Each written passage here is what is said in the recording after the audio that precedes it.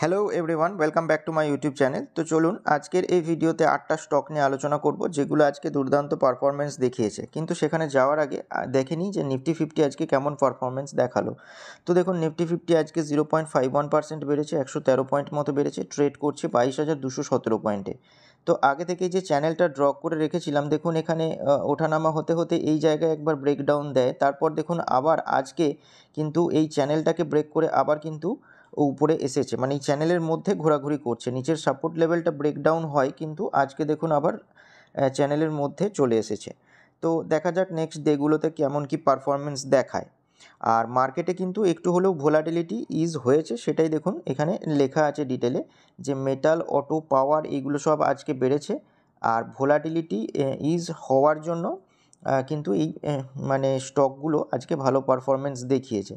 ওটাই দেখুন এখানে ডিটেলে লেখা আছে যে Indian shares advanced on Tuesday led by metal and auto stocks while volatility eased after a recent rise ahead of key US inflation data।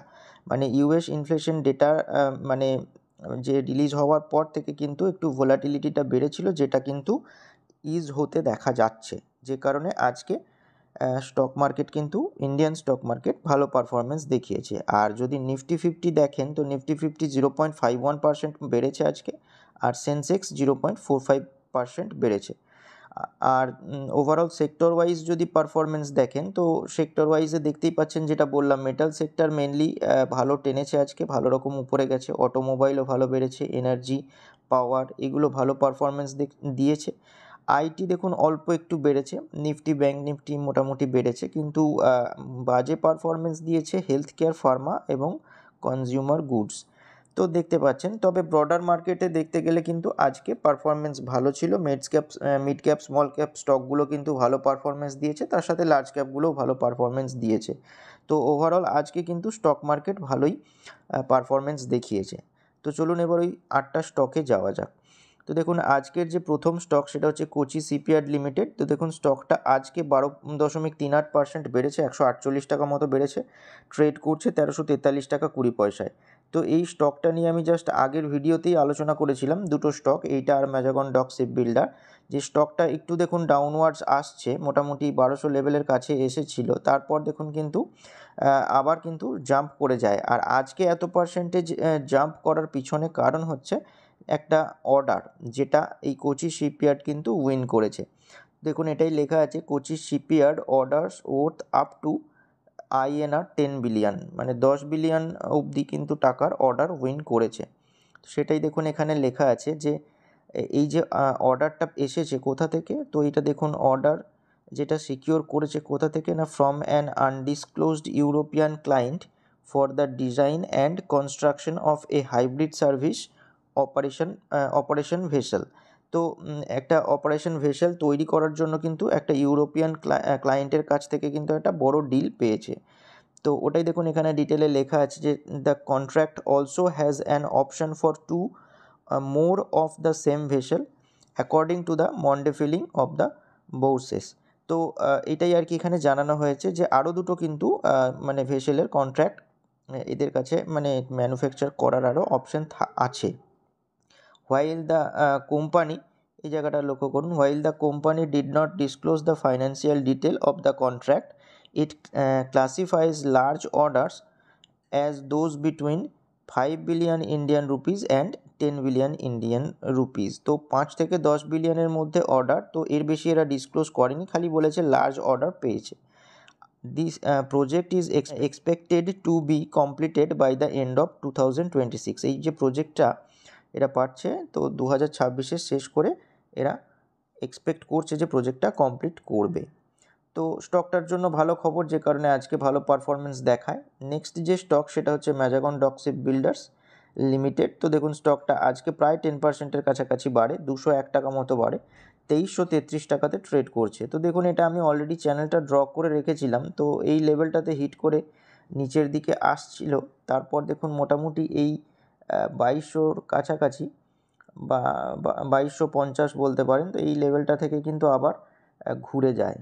তো আজকে দেখুন খুব সুন্দর পারফরমেন্স দেখিয়েছে। তো স্টকটার উপর নজর রাখবেন, কোনো স্পেসিফিক কিছু নিউজ পেলাম না, যেহেতু মানে কোচি শিপইয়ার্ডও ভালো পারফরমেন্স দিয়েছে, এটাও আজকে ভালো পারফরমেন্স দেখিয়েছে, তো স্টকটার উপর নজর রাখবেন। নেক্সট যে স্টক সেটা হচ্ছে আইআরএফসি। তো আইআরএফসি লিমিটেড দেখুন আজকে 7.81% বেড়েছে, 11 টাকা 40 পয়সা মতো বেড়েছে, ট্রেড করছে 157 টাকা 30 পয়সাতে।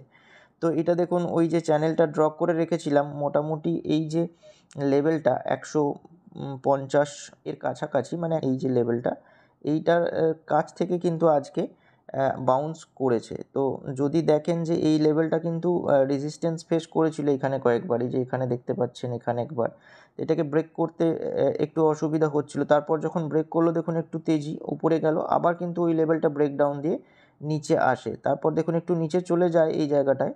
তো তারপর দেখুন কিন্তু আবার এটা উপরের দিকে মুভ করে, যেহেতু সাপোর্ট লেভেল থেকে মুভমেন্ট দেখাচ্ছে, তো এই জায়গায় কিন্তু ধীরে ধীরে অ্যাকুমুলেট করার কথা ভাবতে পারেন। এখন তার যেটা অল টাইম হাই সেটা থেকে কিন্তু ঠিকঠাক ডিসকাউন্টেও অ্যাভেলেবেল আছে, তো স্টকটার উপরে একটু নজর রাখবেন।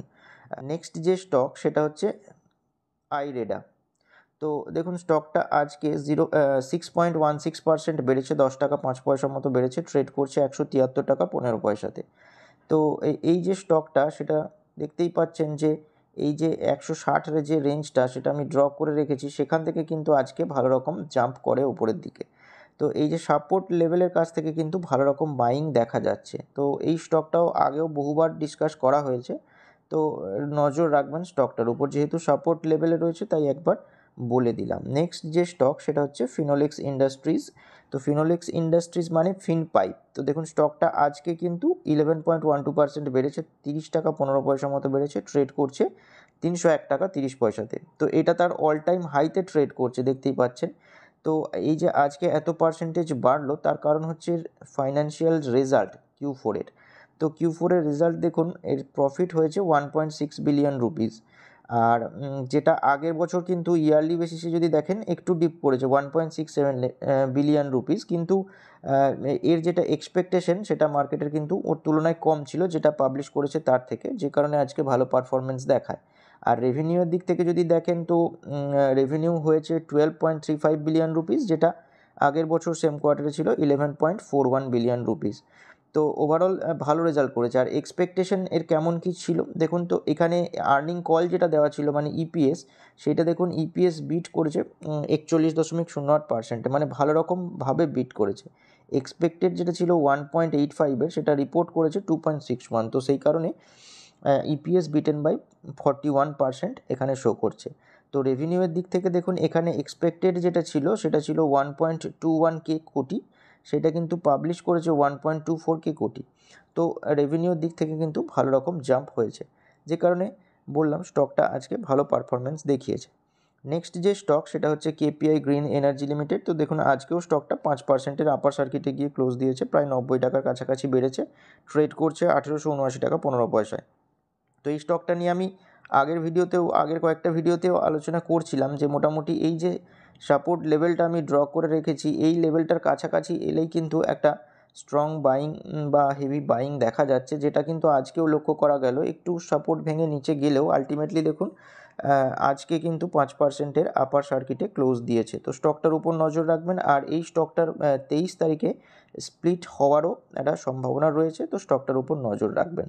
তো এই যে মানে স্টকটা আজকে আরও বেশি ভালো পারফরমেন্স দেয়, তার কারণ ওই যে এর যেটা একটা ফান্ড রেইজ করতে চলেছে ভায়া কিউআইপি, সেটা কত 10 বিলিয়ন রুপিজের ফান্ড রেইজ করতে চলেছে। যদিও এটা গতকালের নিউজ, সেই জন্য লেখা আছে শেয়ার ডিপস 5%, কালকে 5% নিচে যায়, বাট আজকে দেখুন স্টকটা ভালো রকম বাড়ে, মানে 5% বাড়ে।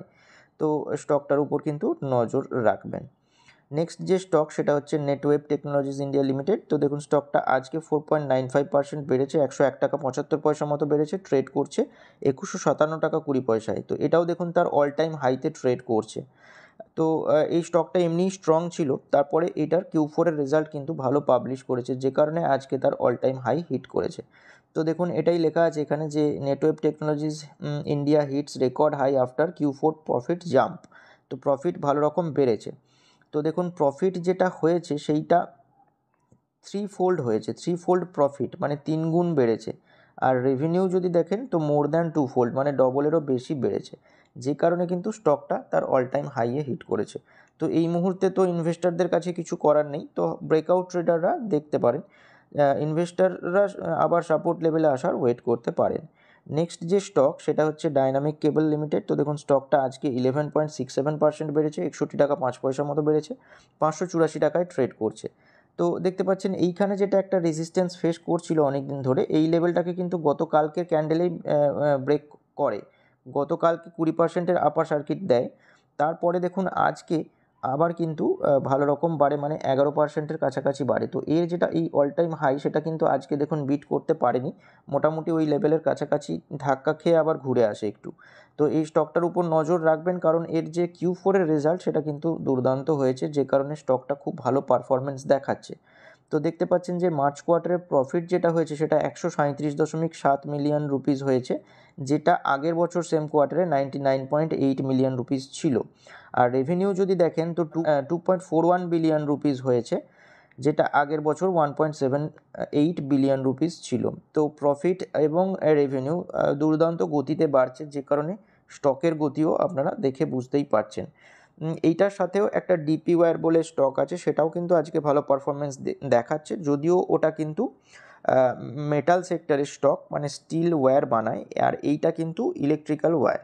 তো স্টকগুলোর উপর নজর রাখবেন, যেহেতু স্টকগুলো নিয়ে ডিসকাস করা হলো, কোনো রকমের রেকমেন্ডেশন নয়, যেহেতু মানে Q4-এর রেজাল্টগুলো অ্যানাউন্স হচ্ছে সেই নিয়ে ডিসকাস করা হচ্ছে, যে কারণে স্টকের পারফরমেন্স কিন্তু খুব ভালো হচ্ছে। তো যেগুলোর Q4-এর রেজাল্ট অলরেডি আউট হয়ে গেছে সেই রকম স্টকগুলোর উপর নজর রাখতে পারেন, কারণ এখন মার্কেটে একটু ভোলাটিলিটি রয়েছে, ভোটের রেজাল্টের কারণেও ভোলাটিলিটি দেখা যাচ্ছে। তো অবশ্যই যা করবেন আপনার ফিনান্সিয়াল অ্যাডভাইজারের সাথে কনসাল্ট করে তারপর করবেন। আর হ্যাঁ, যদি ভিডিওটা ভালো লেগে থাকে তাহলে লাইক করতে পারেন আর চ্যানেলটিকে সাবস্ক্রাইব করতে পারেন।